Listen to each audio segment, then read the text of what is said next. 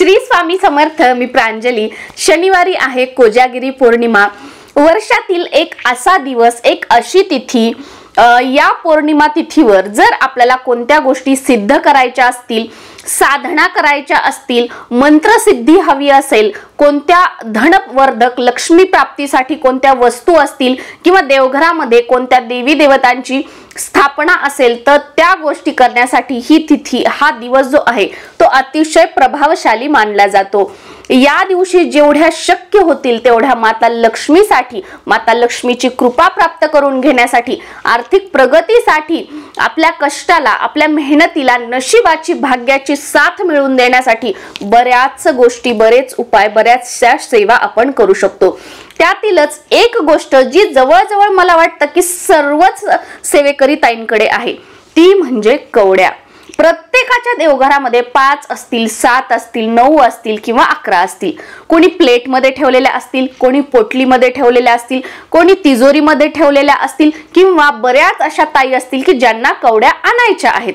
मग त्या कवड्या आणल्या आणि त्या फक्त आपण अशाच ठेवल्या म्हणजे त्या आपल्यासाठी काम करणार आहेत का, धन खेचून आणणार आहेत का? तर अजिबात नाही।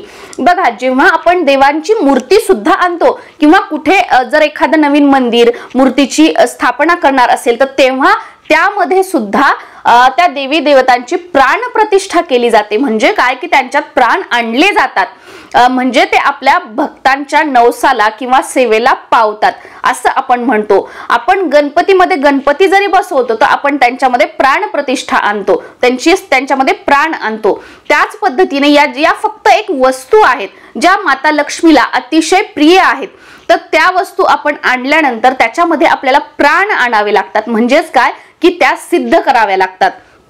त्या सिद्ध अगदी साध्या सोप्या पद्धतीने घरच्या घरी आपण कशा करू शकतो हे मी तुम्हाला सांगणार आहे।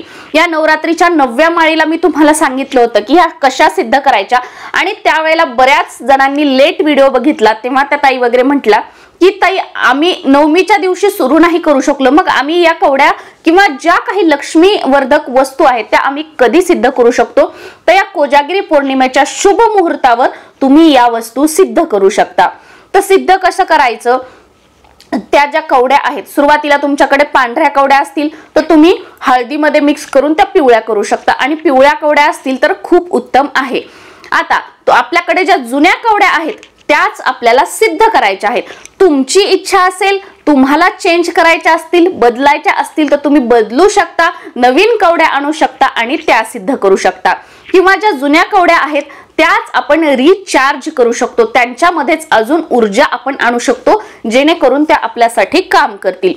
तर बघा, आपल्याला काय करायचं आहे, आता कवड्या ज्या कोणत्या तुमच्याकडे नवीन असतील किंवा जुन्या असतील त्या सुरुवातीला स्वच्छ देवघरासमोर बसायचं आहे, देवासमोर दिवा लावायचा, अगरबत्ती लावायची, आणि जर सकाळची सात्विक वेळ असेल म्हणजे 9च्या अगोदर, 10च्या अगोदर, जास्तीत जास्त 11च्या अगोदर, या वेळेमध्ये ही साधना केली तर चालेल। किंवा संध्याकाळी दिवे लागणीची जी वेळ आहे, दिवे लागणीच्या वेळेपासून आपण ही सेवा केली तरीही चालेल, खूप उत्तम। सहसा दिवसभराचा जो मिडल वेळ आहे त्या वेळेमध्ये नाही केली तर खूप उत्तम, कारण त्यावेळेत आपलं मन जास्त लागत नाही। त्यामुळे बाकी तुम्हाला जर म्हणजे दिवसभरामध्ये जेव्हा कम्फर्टेबल तुम्ही असाल त्यावेळेत तुम्ही केली तरीही चालेल।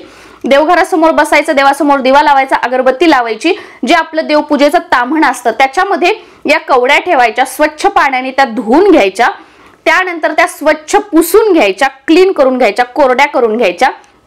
आता बरेच जण पिवळ्या पोटलीमध्ये ठेवतात, तर तुम्ही पिवळ्या पोटलीमध्ये ठेवणार असाल तर एक प्लेट घ्यायची, त्याच्यावर पिवळा कपडा ठेवायचा आणि त्याच्यावर या ज्या कवड्या आहेत त्या ठेवायच्या। अगोदर त्या कपड्यावर थोडेसे तांदूळ ठेवायचे म्हणजे अक्षदा ठेवायच्या आणि त्याच्यावर या कवड्या ठेवायच्या आहेत। आता माझं कसं आहे की छोटीशी प्लेट आहे, त्याच्यामध्ये मी तांदूळ ठेवते आणि त्या तांदूळावर माझ्या कवड्या आहेत, लाल गुंजा आहेत, गोमती चक्र आहेत, लवंगा आहेत, हिरवी इलायची आहे, म्हणजे अशा बऱ्याच कॉइन आहेत, हे मी सगळं एकत्र ठेवते। तर ज्यांनी असं एकत्र ठेवलेलं आहे त्यांनी हे सगळं सिद्ध करायचं आहे, फक्त कवड्या सिद्ध करायच्या असं नाही। आता मी काय करणार की सगळी प्लेटच समोर ठेवणार, तर अशा पद्धतीने तुम्ही करू शकता।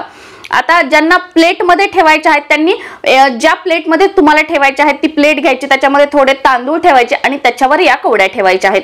या कवड्या ठेवल्यानंतर त्यांना हळदी कुंकू लावून घ्यायचं आहे। तुमच्याकडे जर केसर असेल तर केसराच्या 1-2 काड्या त्याच्यावर अर्पण करायच्या आहेत, माता लक्ष्मीला प्रिय आहे म्हणून गुलाबाचं फूल असेल तर ते अर्पण करायचं आहे आणि काहीतरी गोडाचा अगदी खडे साखरेचा का होईना नैवेद्य दाखवायचा आहे आणि नमस्कार करून घ्यायचा। त्यानंतर सर्वात अगोदर आपल्याला गणपतीचं स्मरण करायचं आहे। ओम गणपते नमः वक्रतुंड महाकाय सूर्यकोटी समप्रभ निर्विघ्नं कुरु मे देव सर्वकार्येषु सर्वदा गणपतीचं स्मरण केलं। त्यानंतर आपल्या कुलदेवीचं स्मरण करायचं आहे, कुलदेवीचा आशीर्वाद घ्यायचा आहे। कुलदेवीचा जो कोणता मंत्र असेल तो 16 वेळा म्हणायचा। कुलदेवीचा मंत्र माहित नसेल तर 99 मंत्र म्हणायचा। ओम ऐं ह्रीं क्लीं चामुंडाय विच्चे। त्यानंतर आपल्या गुरूंचं स्मरण करायचं। कोणतीही सेवा करताना आपल्या गुरूंचं स्मरण करणं, त्यांचा आशीर्वाद घेणं खूप गरजेचं आहे। गुरु चरित्रामध्ये सांगितलेलं आहे की एक वेळ जर आपल्यावर आपले देव कोपले तर आपले गुरु आपल्याला तारू शकतात, पण जर आपल्यावर आपले गुरु कोपले, गुरूंची साथ नसेल तर देव सुद्धा काही करू शकत नाही। एवढं महत्व गुरूंचं आपल्या आयुष्यामध्ये आहे। त्यामुळे तुमचे जे कोणते गुरु असतील त्यांचं नाव तुम्ही 11 वेळा घेऊ शकता। त्यानंतर आपल्याला काय करायचं आहे की 16 वेळा श्री सूक्तम म्हणायचं आहे आणि ह्या काही आपण ज्या सेवा करणार त्या किमान स्वतःला ऐकू येईल अशा आवाजामध्ये मोठ्याने म्हणायच्या आहेत। का मोठ्याने म्हणायच्या आहेत? कारण या वस्तू आपल्याला सिद्ध करायच्या आहेत। जे मंत्र स्तोत्र उच्चार आहेत ते त्या वस्तूवर पोचायला हवेत, म्हणजे त्या सिद्ध होतात।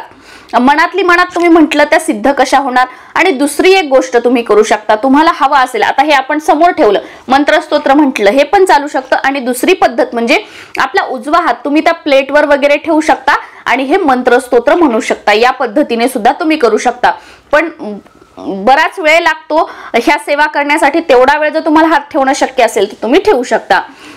आता 16 वेळा आपल्याला श्री सूक्तम म्हणायचं आहे। तुम्हाला श्री सूक्तम म्हणायचं नसेल तर तुम्ही 16 वेळा महालक्ष्मी अष्टकम म्हणू शकता। तुम्हाला महालक्ष्मी अष्टकम म्हणायचं नसेल तर तुम्ही 16 माळी म्हणजे एक माळ म्हणजे 108 वेळा असं 16 माळी तुम्ही 99 मंत्र म्हणू शकता। ओम ऐं ह्रीं क्लीं चामुंडाय विच्चे। याच्यावर तुमची इच्छा, तुम्हाला जे काही म्हणायचं आहे ते। आता ही सेवा आपण केली, त्यानंतर आता माता लक्ष्मीला आकर्षित करून घेण्यासाठी, प्रसन्न करून घेण्यासाठी आपण सेवा केली। माता लक्ष्मी प्रसन्न पण होणार, पण ती स्थिर राहणार नाही। का स्थिर राहणार नाही? कारण माता लक्ष्मी चंचल आहे। मग माता लक्ष्मीला स्थिर ठेवण्यासाठी आपल्याला 1 वेळा व्यंकटेश स्तोत्र म्हणायचं आहे किंवा 1 वेळा विष्णू सहस्त्रनाम म्हणायचं आहे।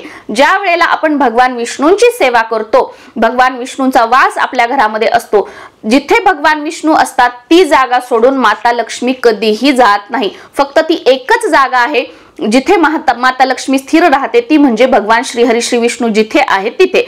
त्यामुळे व्यंकटेश स्तोत्र म्हणणं किंवा विष्णू सहस्त्रनाम म्हणणं हे कंपल्सरी आहे, हे आपल्याला म्हणायचं आहे।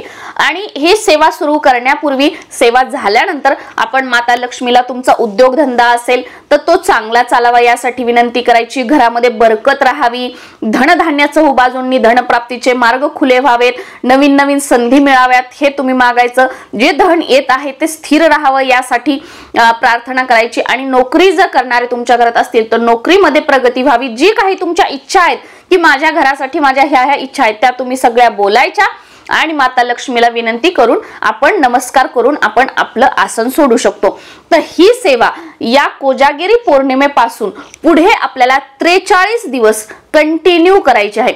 फक्त 1 दिवस सेवा केली म्हणजे झालं का? या सिद्ध होतील का? नाही, त्याच्यामध्ये प्राण आणायचे आहेत, ऊर्जा आणायची आहे। या गोष्टींना आपल्याला त्यांना म्हणजे आपण चार्ज करायचं आहे। त्यासाठी या दिवशी सुरुवात करायची आणि पुढे 43 दिवस कंटिन्यू सेम या सेवा करायच्या। तुम्ही कोजागिरी पौर्णिमेच्या दिवशी सकाळी सेवा केली तर प्रयत्न करा की पुढचे 43 दिवस म्हणजे 42 दिवस सकाळी सेवा करा। तुम्ही कोजागिरी पौर्णिमेच्या दिवशी संध्याकाळी सेवा केली तर ट्राय करा की पुढील 42 दिवस तुम्ही संध्याकाळी सेवा करा। कधीतरी हुकलं, कधीतरी काम आलं, सकाळचं नाही संध्याकाळी झालं किंवा संध्याकाळी नाही सकाळ झालं ते चालू शकतं, पण टाइम एक ठेवण्याचा प्रयत्न करा। अशा वेळेला सिद्धी आपल्याला खूप लवकर प्राप्त होते आणि ती प्रभावशाली असते। म्हणून आता मध्ये पिरियड्स आले तर घरातील इतर मंडळी कोणी सेवा करणारी असतील त्यांना करायला सांगा, नसेल कोणी स्टॉप करा, तिथून पुढे परत चालू करा। म्हणजे सुरुवातीपासून नाही, जिथे समजा तुम्ही 11 दिवस सेवा केली, तुम्हाला पिरियड्स आले ते 5 दिवस सोडा, परत 12व्या दिवसापासून सुरुवात करा। सुरुवातीपासून सुरुवात करायची नाही आणि सुतक आलं तेवढे दिवस स्टॉप करा आणि परत जिथे स्टॉप झालं होतं तिथून पुढे आपल्याला कंटिन्यू करायचं आहे। या पद्धतीने या ज्या कवड्या वगैरे ज्या आहेत त्या वस्तू आपल्याला सिद्ध करायच्या आहेत। श्री स्वामी समर्थ।